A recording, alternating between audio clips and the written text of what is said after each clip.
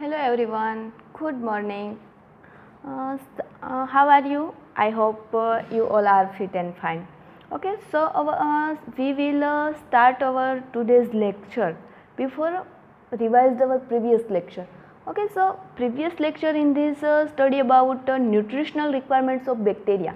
Nutritional requirements of bacteria in this carbon and nitrogen. Carbon and nitrogen in this nutritional requirement of bacteria, इसके बारे में हम लोग ने स्टडी किया था कि कार्बन है वो सेल्स को क्यों ज़रूरी होता है और नाइट्रोजन है वो क्यों नीडेड होता है. सो ये carbon as a carbon source, as a nitrogen source, वो सेल्स है वो कार्बन और नाइट्रोजन का यूज़ करते हैं. So our today's topic is other nutrients. Other nutrients means ये न्यूट्रिएंट्स अदर न्यूट्रिएंट्स क्यों बोला है, क्योंकि इसमें बहुत सारे न्यूट्रिएंट्स है, बहुत सारे एलिमेंट्स है वो इंक्लूडेड है. लाइक कार्बन है, hydrogen, oxygen, nitrogen, sulphur, phosphorus, potassium, ये सारे बहुत सारे एलिमेंट्स है कि जो अदर न्यूट्रिएंट्स में इंक्लूडेड होते हैं. So we will start our lecture in this other nutrients. Okay, तो so other nutrients in this first point is in addition carbon and nitrogen, oxygen and hydrogen and many other elements are needed by cells but in smaller amount. कि क्या कहा है कि बहुत सारे elements है, carbon है, नाइट्रोजन, ऑक्सीजन, हाइड्रोजन, यहाँ पे तो 4 ही एलिमेंट बताया है, लेकिन मेनी अदर एलिमेंट के बहुत सारे एलिमेंट्स है कि जो नीडेड बाय सेल्स को उसकी ज़रूरत होती है. बट सेल्स को ये सारे एलिमेंट्स की ज़रूरत होती है as a carbon source, as a nitrogen source, as a energy source. ये सारे टॉपिक्स हम अगले लेक्चर में पढ़ेंगे. बट यहाँ पे जो सारे एलिमेंट्स है वो सेल्स को ज़रूरी है, बट इन स्मॉलर अमाउंट में ये सारे एलिमेंट्स की सेल्स को ज़रूरत होती है. So our today's topic in this next point is phosphorus is a key element.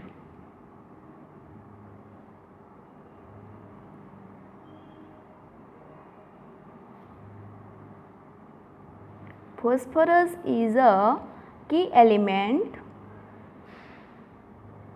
in nucleic acid and phospholipid.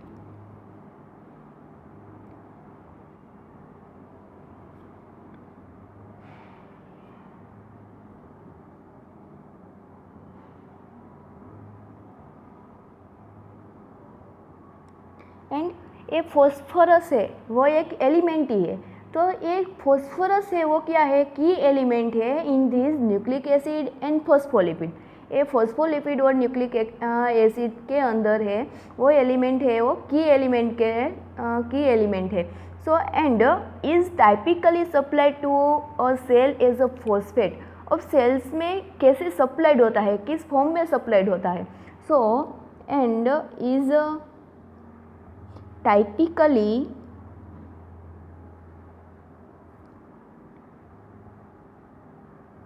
supplied to a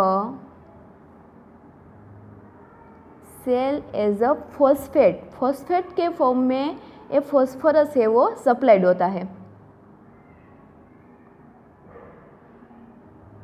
okay, ये फॉस्फोरस है उसका फॉस्फेट फॉर्म में कन्वर्जेशन होता है और फॉस्फेट फॉर्म में ये सप्लाइड होता है in this cell. Then our second point is the sulphur is a present in the amino acid. तो ये सल्फर है वो भी एक एलिमेंट ही है. मैंने आपको पहले ही बताया अदर न्यूट्रिएंट्स, सो इसमें बहुत सारे एलिमेंट्स आएंगे. तो अभी सल्फर के बारे में बात करते हैं. तो sulphur is a present in this in the amino acid cysteine and methionine. ये दोनों सिस्टीन एंड मिथ्योनिन है वो क्या है, एमिनो एसिड्स है. तो एमिनो एसिड्स में सिस्टीन एंड मिथ्योनिन है उसमें प्रेजेंट होते हैं. So sulphur present in the amino acids.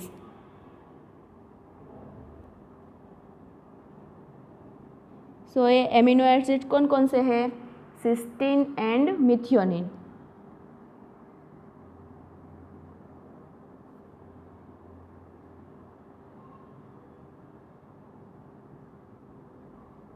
And also in several vitamins, और बहुत सारे जो डिफरेंट वाइटामिन्स है उसमें भी ये सल्फर है वो प्रेजेंट होता है. So and also in several vitamins के इंक्लूडेड, ये वाइटामिन्स डिफरेंट वाइटामिन्स है वो उसमें क्या इंक्लूडेड होता है, thiamine, biotin and lipoic acid, ये सारा है वो included in this vitamin. Several vitamins included including thiamine, biotin and lipoic acid. Okay, then sulphur can be supplied. अभी सेल में मैंने आपको फॉस्फोरस में ही बताया कि फॉस्फोरस है वो उसका डिफरेंट फॉर्म होता है, फॉस्फेट फॉर्म में है वो सेल में सप्लाइड होता है. तो ये सल्फर भी है वो भी दूसरे फॉर्म में है वो सेल्स में सप्लाई होता होगा.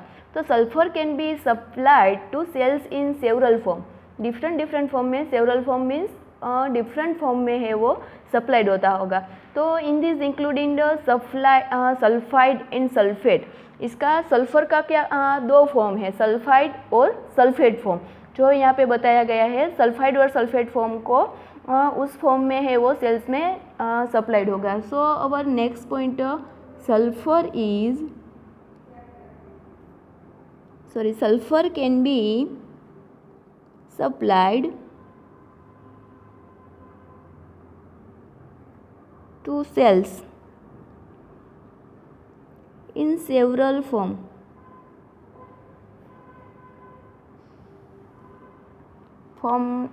Several form in this included like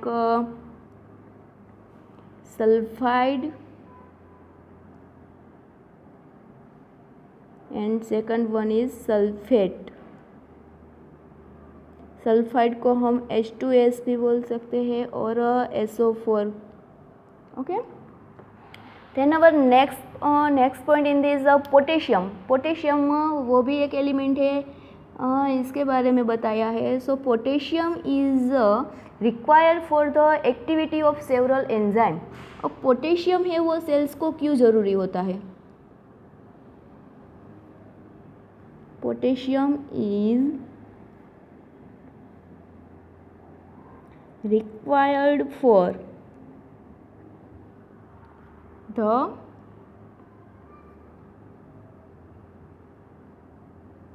activity of several enzyme कि बहुत सारे एंजाइम्स होते हैं उसकी एक्टिविटी के लिए, एंजाइम एक्टिविटी के लिए पोटेशियम को यूज़ किया जाता है. तो सेल्स में पोटेशियम की क्यों ज़रूरत होती है? Several enzyme activity. Then various magnesium functions to stabilize ribosomes, membrane and nucleic acid and is also required for the activity of many enzyme. कि वेरियस मैग्नीशियम है उसका फंक्शन है वो स्टेबिलाइज राइबोसोम्स है, उसकी मेम्ब्रेन है और न्यूक्लिक एसिड इन सब में है and is required for the activity of many enzymes. अब पोटेशियम के बारे में क्या बताया कि पोटेशियम है वो सेवरल एंजाइम्स के लिए रिक्वायर्ड होता है. देन मैग्नीशियम है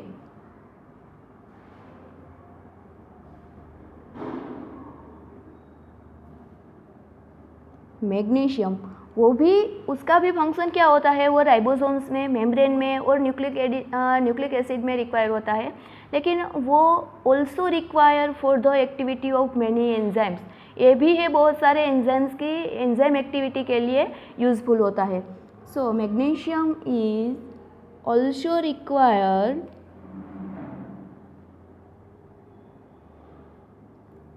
for the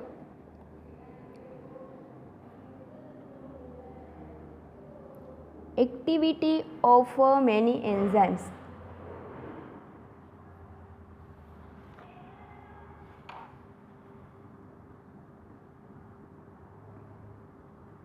okay, then our next point calcium के बारे में बताया है. Calcium is not required by all cells. Calcium है वो सारे सेल्स के लिए रिक्वायर्ड नहीं होता.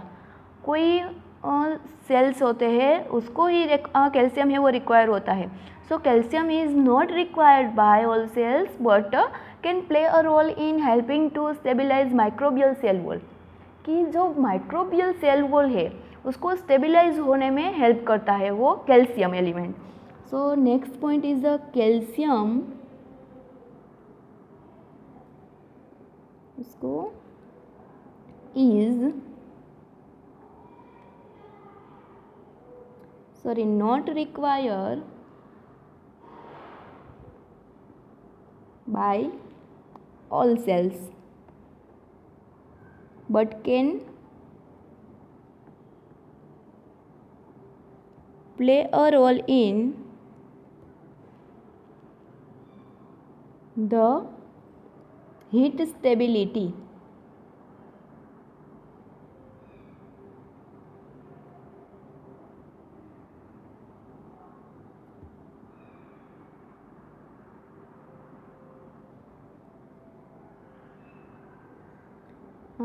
Play a role in helping to stabilize. मैंने क्या बोला? Stabilize microbial cell wall. वो माइक्रोबियल सेल वॉल में as a stabilize microbial cells को स्टेबिलाइज करने में हेल्प करता है. और play a key role in the heat stabilization of endospore. जो एंडोस्पोर होता है उसको हीट स्टेबिलिटी के लिए भी ये रिक्वायर होता है. helping to stabilize microbial cell wall.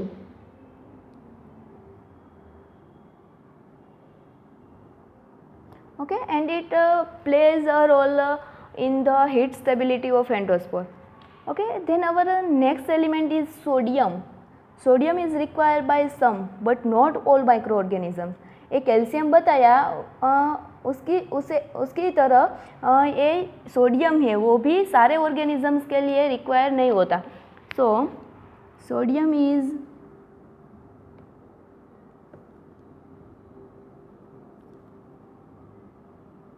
required by some means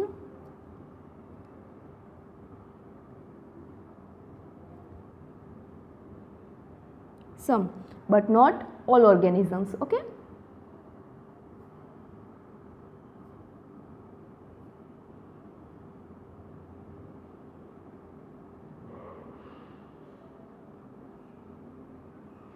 and its requirement is typically a reflection of habitat. उसकी जो ऑर्गेनिजम्स की हैबिटेट होती है वो कॉलोनी कैरेक्टरिस्टिक है वो हम लोग पढ़ेंगे. उसमें आती है हैबिटेट.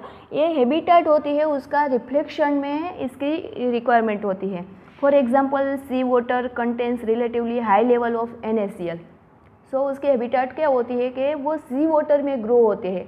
वैसे ऑर्गेनिजम्स होती है उसकी कैरेक्टरिस्टिक होती है कि बहुत सारे ऑर्गेनिजम्स होते हैं कि वो सी वाटर में है वो ग्रो होते हैं. सो सी वाटर में हाई लेवल ऑफ क्या होता है NaCl. तो NaCl का लेवल हाई होता है. सो ये सोडियम है उसमें रिक्वायरमेंट होती है सोडियम की इसलिए. So for example sodium is required by some but not all microorganisms and its requirement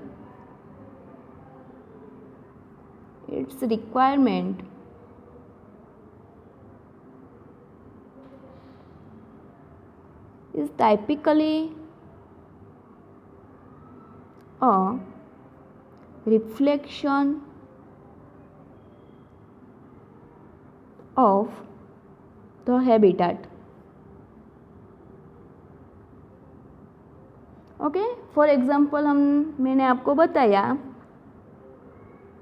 कि सी वाटर में क्या होता है कि NaCl का लेवल है वो हाई होता है वो ये सोडियम की वजह से. So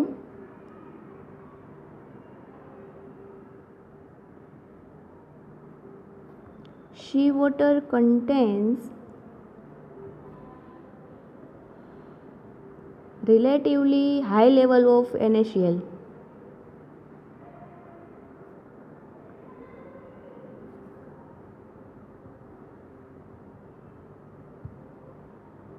okay. Then second example है वो marine micro organism typically require NaCl for growth by constant freshwater species are usually able to grow in the absence of sodium, potassium, magnesium, calcium and फिर से sodium है वो are all supplied to cells as a salt typically as a chloride और sulphate salt.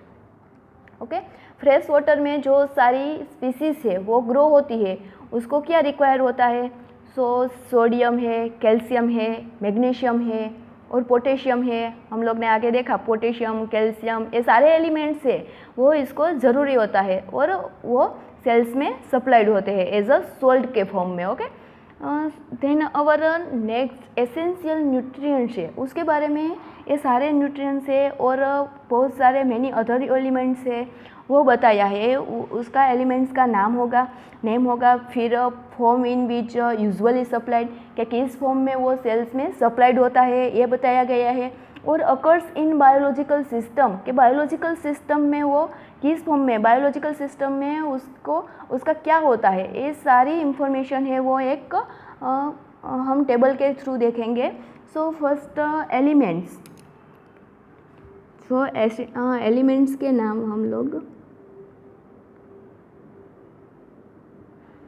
यहाँ पे elements होगा, then form in which usually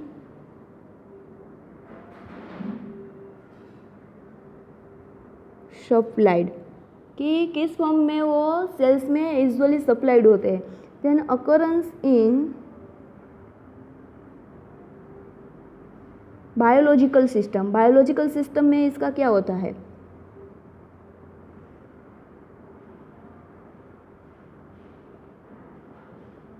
okay. So our first element is a carbon.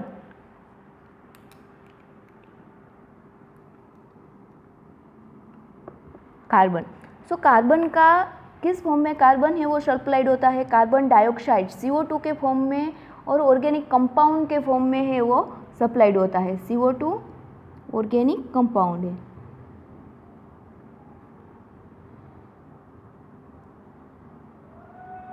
Then occurrence in biological system में हम देखेंगे तो इसमें क्या होता है ये कार्बन डाइऑक्साइड का, तो so all organic molecules carbon dioxide, component of all organic molecules carbon dioxide.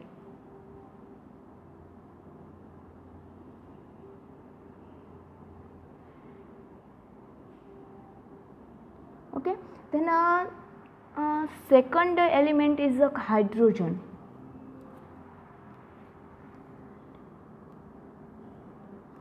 So hydrogen है वो किस फॉर्म में सप्लाइड होता होगा, हाइड्रोजन वो हम लोग बोलते हैं H2O, वो भी एक ऑर्गेनिक कंपाउंड है, H2O के फॉर्म में वो सप्लाइड होता होगा। और component of a biological molecule, वो बायोलॉजिकल मोलेक्यूल का एक कंपोनेंट है और H+ release by acid, acid के थ्रू क्या करता है H2 को H+ को रिलीज करता है। Okay, so component of biological molecules और H+ रिलीज्ड।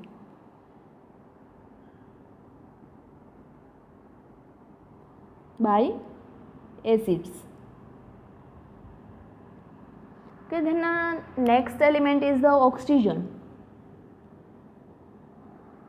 ये ऑक्सीजन को ऑक्सीजन है वो तो सेल्स को रिक्वायर ही होगा, बिकॉज ऑक्सीजन है वो किस फॉर्म में उसको रिक्वायर होगा, ऑक्सीजन O2 और H2O पानी के फॉर्म में है वो रिक्वायर होगा। और ऑर्गेनिक कंपाउंड है वो तो आएगा ही। Then occurrence in biological system, biological system में ये ऑक्सीजन का क्या होता क्या है, तो component of biological molecules require for aerobic metabolism.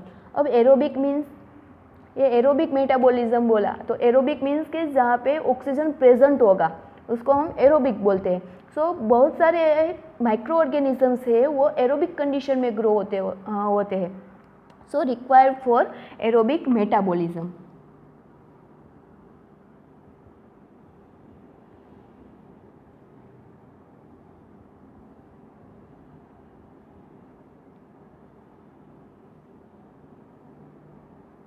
Okay, then next element is the nitrogen. So nitrogen है वो NH3 एमोनिया नाइट्रेट और नाइट्रोजन के फॉर्म में है वो सप्लाइड होता है।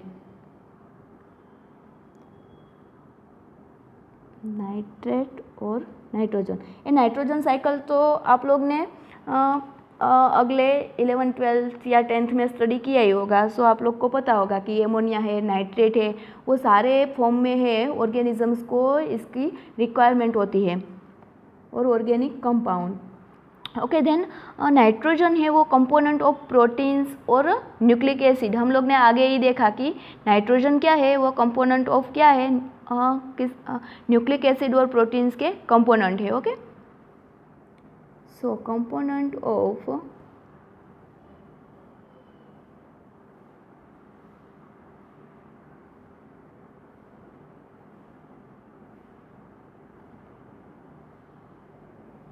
न्यूक्लिक एसिड्स और protein. Okay, then next element is the sulphur.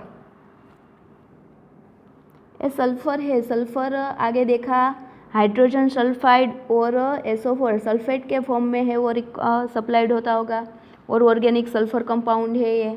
Then component of protein energy source for some bacteria. अब बैक्टीरिया है उसको सल्फर को क्यों रिक्वायर होती है सल्फर की बैक्टीरिया, तो बैक्टीरिया को so energy source as a energy source के फॉर्म में है वो बैक्टीरिया सल्फर को यूज़ करते हैं। So energy source for some bacteria.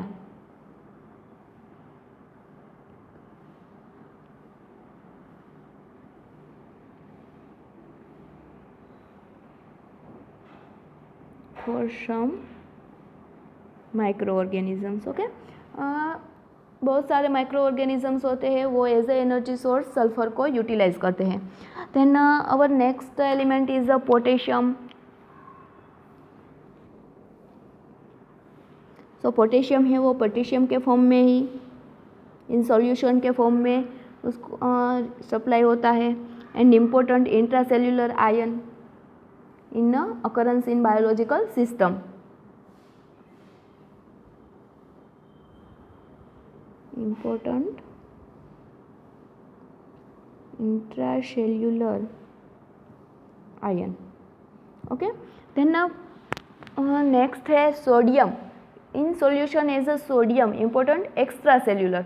ये जो पोटेशियम है वो इंट्रासेल्युलर आयन के लिए इम्पोर्टेंट होता है और ये सोडियम है वो सोडियम के फॉर्म में ही यूजुअली सप्लाइड होता है एंड एक्स्ट्रा सेल्यूलर आयन के लिए इम्पोर्टेंट होता है in this biological system. Okay, then बहुत सारे एलिमेंट्स है, कैल्शियम है, मैग्नीशियम है, आयन है, वो सारे मैं यहाँ पे इंक्लूड नहीं करती हूँ लेकिन आप लोग को बता देती हूँ कि सोडियम है वो सोडियम के फॉर्म में ही क्या होता है सप्लाइड होता है और important extra cellular ion in biological system. Okay, then next element है इज क्लोरीन।